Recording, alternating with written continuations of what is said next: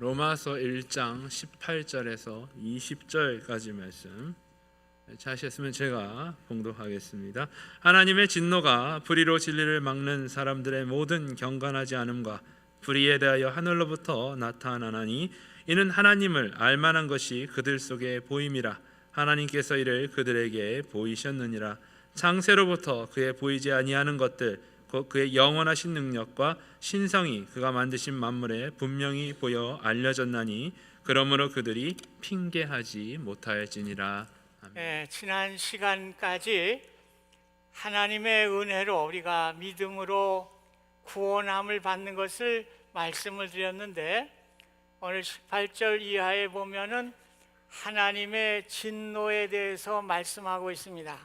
그 문장을 분석해 보면 하나님의 진노가 이렇게 무섭기 때문에 너희들이 하나님의 은혜로 믿음으로 구원함을 받으라고 하는 이 문장이 도치되어 있어요. 그래서 먼저 와야 되는 건데 지금 뒤에 와 있습니다. 어찌됐든 하나님의 진노에 대해서 함께 말씀을 나누고자 합니다.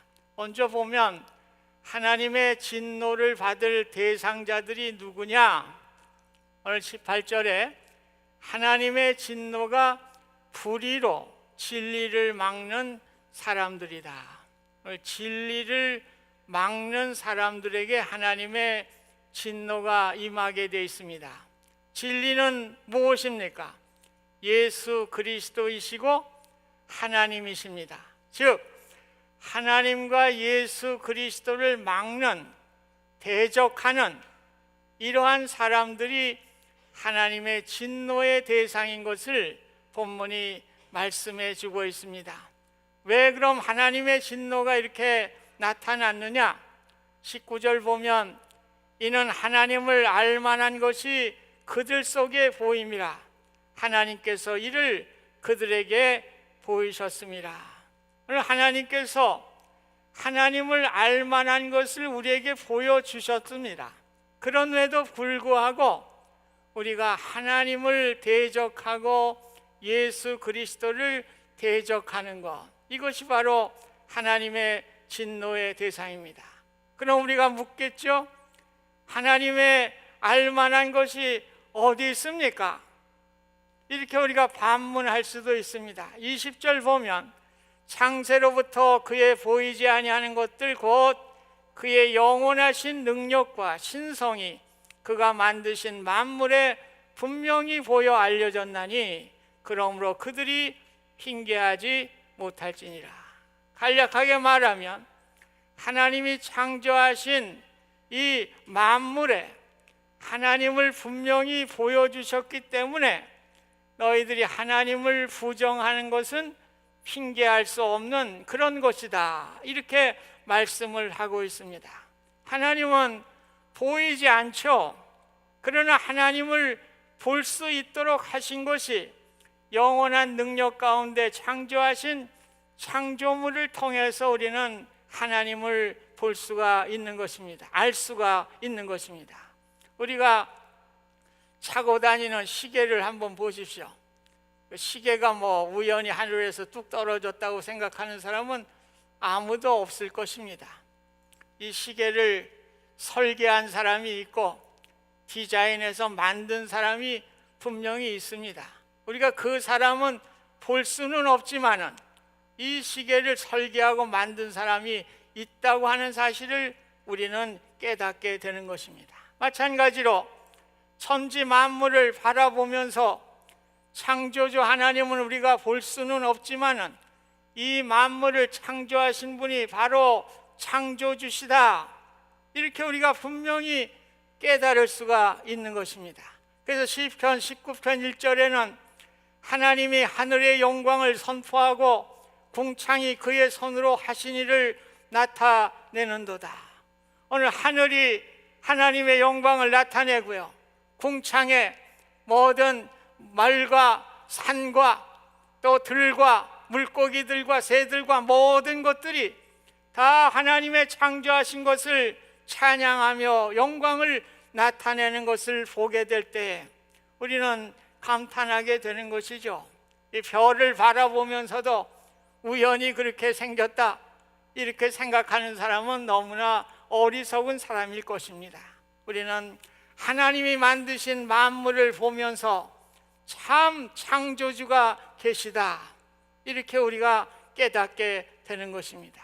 하나님이 창조하신 것 중에 우리 인간이라고 하는 것은 더 오묘해요.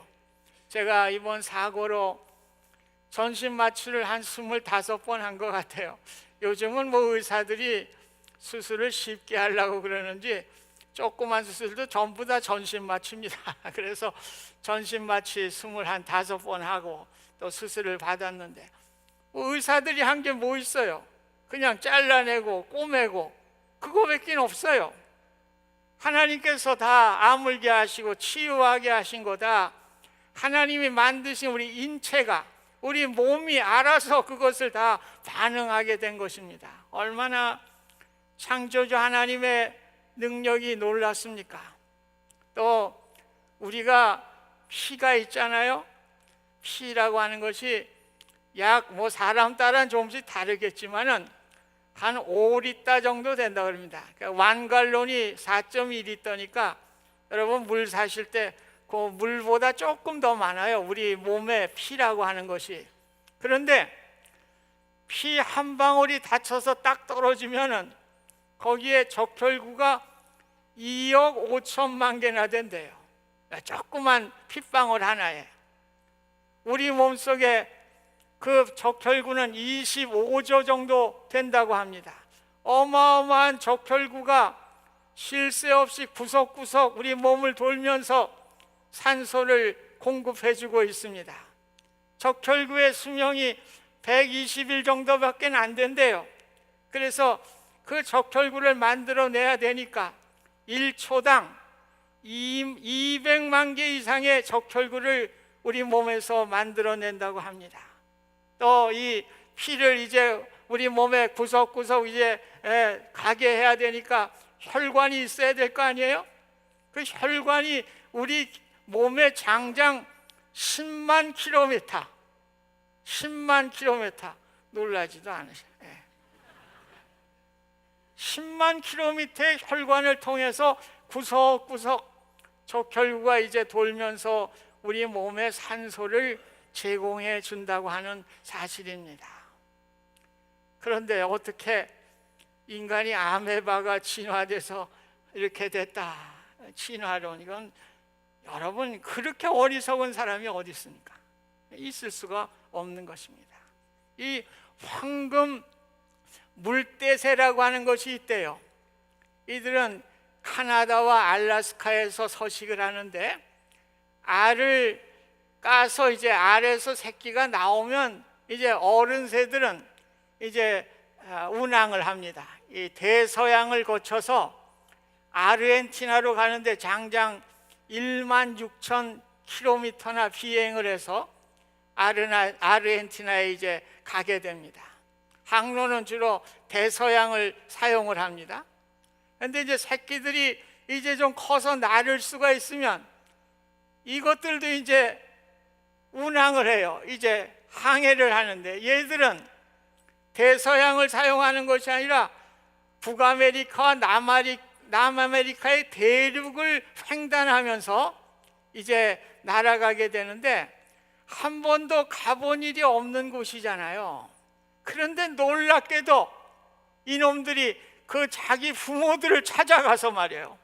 아르헨티나에서 이제 합류를 한다고 하는 이러한 과학적인 사실이 나타났습니다. 그래서 제가 부모 찾아 천만리라는 그런 것도 있는데 이거 그렇게 하면 부모들 본 적도 없는데 요걸 좀 응용하면은 그 자기 부모들을 따라갈 수 있는 이거 아마 과학적으로 할 수 있을까? 지금 과학자들이 그 지식이라는 게 너무나 작은 거예요. 우리 과학이 대단하다 그러지만 하나님이 창조하신 거에 비해서 뭐 대단해요. 우리 박쥐를 보십시다. 박쥐는 초음파를 이제 발사를 해서요.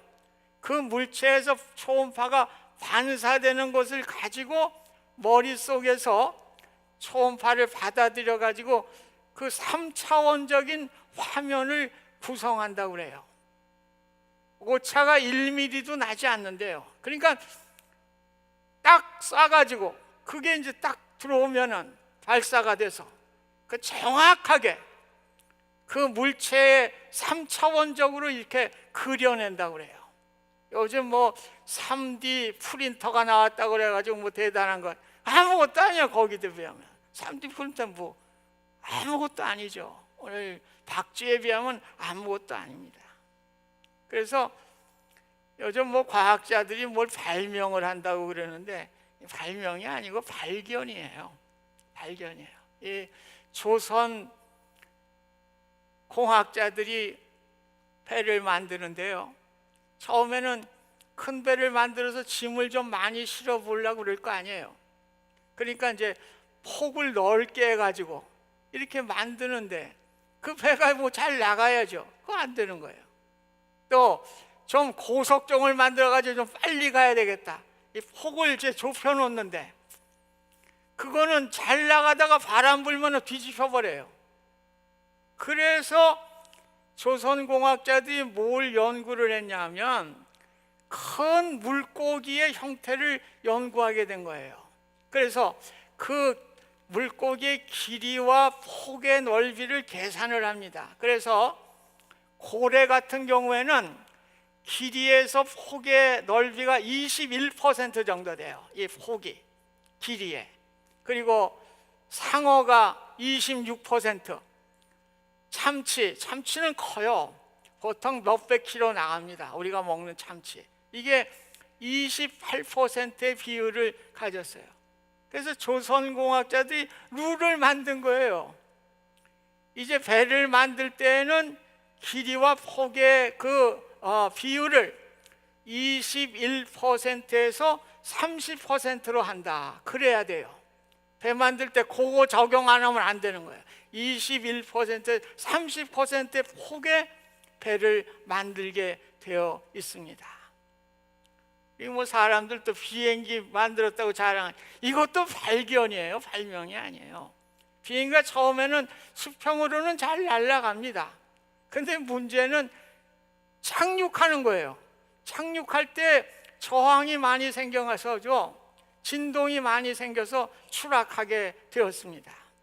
공학자들이, 항공공학자들이 이거 문제를 해결하려고 뭘 연구한 줄 아세요? 독수리를 연구한 거예요. 독수리가 상공에서 100km 시속으로 낙하를 합니다. 먹잇감을 이제 채워가려고. 그런데 때로 독수리도 먹잇감에 실패하는 경우도 있죠. 그런데 독수리가 땅으로 내려와 가지고 땅바닥에 부딪혀 죽는 일은 한 번도 없어요. 거기에 착안을 한 거예요. 왜 그럴까? 그랬더니 독수리의 앞 깃털이 내려올 때 하나가 딱 열린대요. 그럼 거기로 공기가 흐르면서 이제 공기의 저항을 이제 절감시키면서 이렇게 된다는 거예요. 그래서 뭐 저는 비행기는 모릅니다만, 그래서 비행기도요, 착륙할 때 앞부분에 하나가 딱 들려요. 그걸 전연장치라고 그래요. 그게 딱 열려야 이제 저항을 이렇게 자 공기를 분산시켜 가지고 이렇게 아름답게 스무드하게 이제 내릴 수 있는, 뭐 항공공학자들이 뭐 발명한 겁니까? 발견한 거예요. 과학이라는 것이 하나님의 창조의 질서를 발견하는 것뿐이에요. 뉴턴의 만리인력의 법칙도 뭐예요? 사과 떨어지는 거 보고 자연 보고서 만든 거 아니에요, 그 법칙을. 네, 그러니까 우리가 하나님의 이 창조의 질서를 보면서 인체와 동물과 조류의 모습을 보면서 창조주 하나님의 능력을 우리가 생각하지 않을 수가 없습니다. 그래서 창조주 하나님이 계신다는 것을 우리가 핑계댈 수가 없는 것입니다. 이것을 우리는 자연계시라고 그러죠. 자연을 통해서 하나님을 알 수 있다. 또 하나는 특별계시예요. 성경을 통해서 하나님의 존재를 알게 하셨습니다. 여러 선지자들을 통해서 예수 그리스도를 보여주시고, 종국에는 예수 그리스도께서 이 땅에 오셔서 십자가에 죽으시고 우리를 구원해 주셨습니다. 구약 시대에도 하나님을 부정했던 사람들이 있어요. 죄로 인해서 하나님을 부정하게 될 때 하나님의 진노가 그들에게 임하게 되었습니다. 그들이 하나님의 우상을 만들고 하나님을 믿지 않고 세상을 사랑하고 이럴 때 하나님이 진노하셨죠. 창세기 6장에 보면 노아 시대의 사람들의 이야기가 나옵니다. 사람의 죄악이 세상에 가득하였다고 그랬습니다. 그들이 생각하는 모든 계획이 항상 악한 것뿐이었습니다. 그래서 하나님은 땅 위에 사람을 지으신 것을 한탄하시고 마음에 근심하셨다고 말씀하시면서 이제 자신이 창조한 사람들을 지면에서 쓸어버릴 것을 작정하셨다. 성경에 나와요. 오직 노아의 식구만이 하나님의 은혜를 입게 되었다. 노아는 의인이요 완전한 사람으로 하나님과 동행하였기 때문이다. 결국 하나님의 진노로 노아의 식구를 제외한 땅 위의 모든 사람들이 물로 심판을 받게 되었습니다. 창세기 13장에 가서 보면 소돔과 고모라에 대한 얘기가 나와요. 이 소돔과 고모라는 롯이 선택한 땅입니다. 물이 넉넉한 곳이었습니다. 그래서 성경에 보면 여호와의 동산과 같이 좋은 곳이라고 그랬어요. 얼마나 좋았으면요, 풍요롭고 비옥하고 살기 좋은 땅이었습니다. 그런데 소돔 사람은 여호와 앞에 악하여 큰 죄인이었더라. 죄악이 가득하게 되고 성적인 타락이 일어나게 되고 동성애가 가득하게 될 때 하나님은 진노하셨어요. 유황불로 소돔과 고모라를 심판하셨습니다. 우리 성도님들이 조심해야 될 것이 생활이 풍족하게 될 때 좀 조심해야 됩니다. 우리가 물질이 풍요로워지면 나도 모르게 죄악에 빠질 수가 있습니다. 나는 안 그런다고 그러는데 이상하게 옆에서 자꾸 사탄이 꾀요. 그래서 우리가 죄악에 빠질 수가 있습니다. 늘 우리는 하나님의 뜻을 따라 살아가실 수 있기를 바랍니다. 행여나 하나님을 믿다가 하나님의 진노의 심판을 받는 일이 없도록 하나님의 은혜가 함께 하시기를 간절히 부탁드립니다. 이스라엘의 말기에도 보십시오. 이스라엘 백성들이 하나님을 부정했어요. 우상을 숭배하는 일에 열심이었습니다. 그 결과 하나님의 진노가 나타나게 되죠. 북이스라엘은 아수르에 의해서 멸망을 당할 뿐만 아니라 역사 속에 완전히 사라지게 됩니다. 남유다는 바벨론에 의해서 멸망을 당하고 70년 동안 바벨론 포로의 삶을 살아야 하는 하나님의 진노가 나타나게 되었습니다. 지금까지는 하나님을 배반한 사람들의 이야기지만 그러나 가장 큰 진노 중의 진노는 십자가의 진노입니다. 하나님은 예수 그리스도를 이 땅에 보내시고 십자가에서 죽게 하셨습니다. 십자가에 죽어 피 흘림으로 우리의 죄를 구속해 주셨습니다. 또한 이 사실을 믿는 자들에게 구원의 길을 열어주셨습니다. 자신의 아들까지 죽이면서 우리에게 구원의 길을 열어주었지만은 그 십자가를 알지 못하는 사람들에게 오늘 하나님은 가장 큰 진노를 내리시게 되는 것입니다. 마태복음 12장 22절 이하에 보면은 귀신 들려서 눈이 멀고 말을 못하는 그 환자를 데리고 옵니다. 예수님께 데리고 왔을 때 예수님이 그를 고쳐주시죠. 그래서 앞을 보게 되고 또 말을 하게 되는 이러한 기적이 일어나게 됐습니다.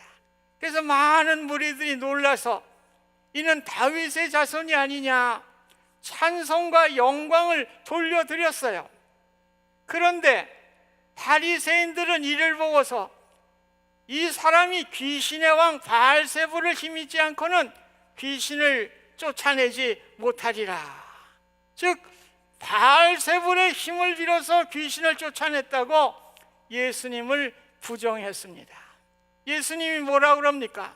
그러므로 내가 너에게 이르노니 사람에 대한 모든 죄와 모독은 사하심을 얻되 누구든지 성령을 모독하는 것은 사하심을 얻지 못하겠다. 오늘 성령을 거역하는 것이 무엇입니까? 예수님을 부정하는 것입니다. 십자가를 부정하는 것입니다. 예수 그리스도를 대적하는 일입니다. 오늘 성령의 훼손죄는 오늘 용서함을 받지 못할 것을 분명하게 말씀해 주셨습니다. 오래전에 어떤 성도님이 또 그래요. 베드로는 예수님을 3번이나 부정했는데 어떻게, 그건 목사님 어떻게 되는 거예요? 그래. 베드로가 뭐 심정으로 마음속으로 부정했나요? 그 상황이 너무 두려우니까 거짓말한 거죠. 그렇잖아요. 아, 예수 모른다. 이렇게 상황이 두려우니까 거짓말을 했고, 또 곧 자기의 잘못을 회개하고 또 눈물을 흘릴 때 오늘 하나님은 그를 사용하시고 위대한 사도로 쓰임받게 된 것입니다. 오늘 하나님의 은혜를 최종적으로 거부하고 부정하는 죄는 절대 사함을 받을 수가 없습니다. 사함 받을 수 없는 것은 하나님을 믿지 않는 불신의 상태입니다. 우리는 하나님이 사랑이 많으신 분인데 어떠한 죄도 용서해 주시지 않을까 이렇게 생각하는 분이 있어요. 아니에요.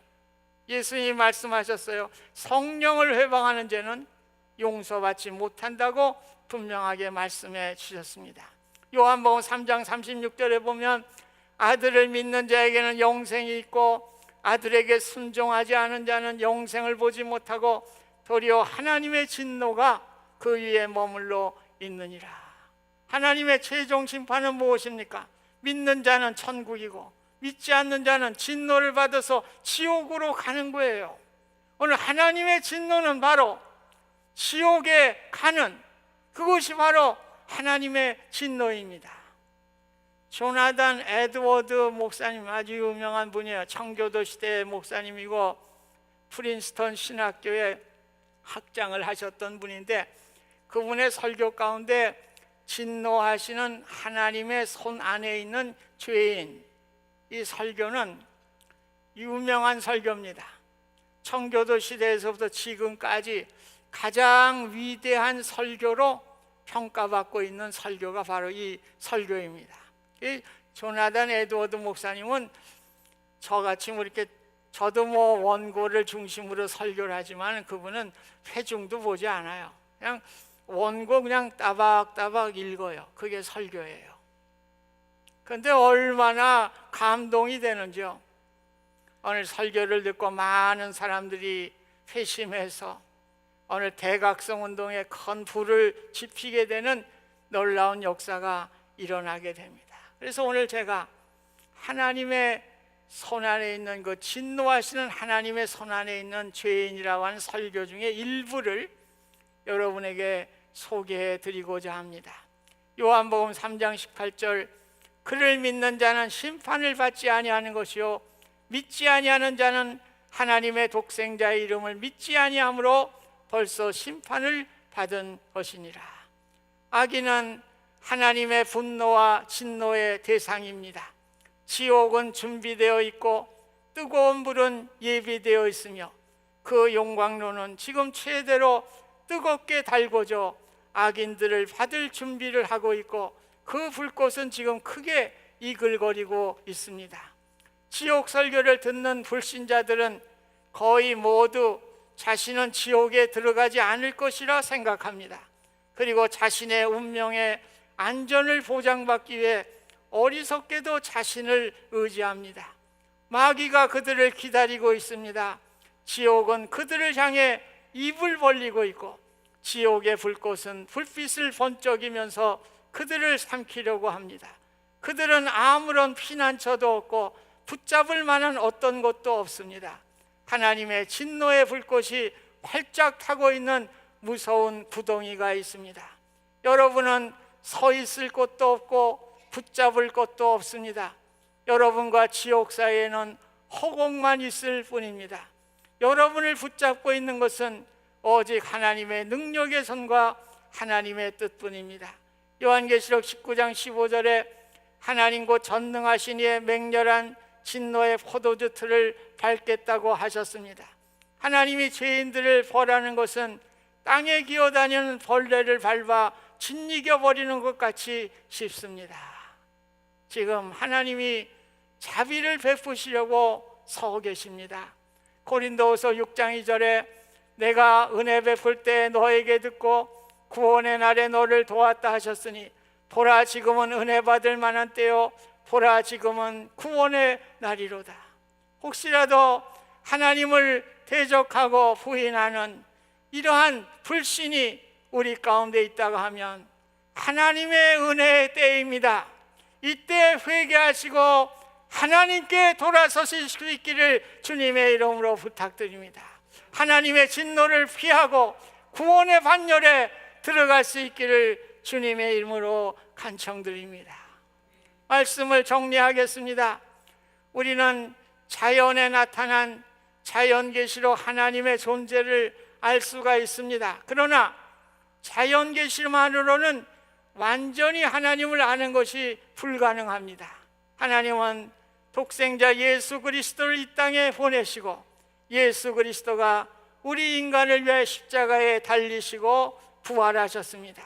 예수님을 믿고 구원받아 하나님의 진노하심으로부터 피해야 할 길을 우리에게 열어주셨습니다. 이스라엘 백성들은 하나님보다 우상을 섬김으로 하나님의 진노를 받았습니다. 믿는 우리 가운데도 우리의 우상은 없습니까? 하나님보다 우상을 더 섬기는 것은 없습니까?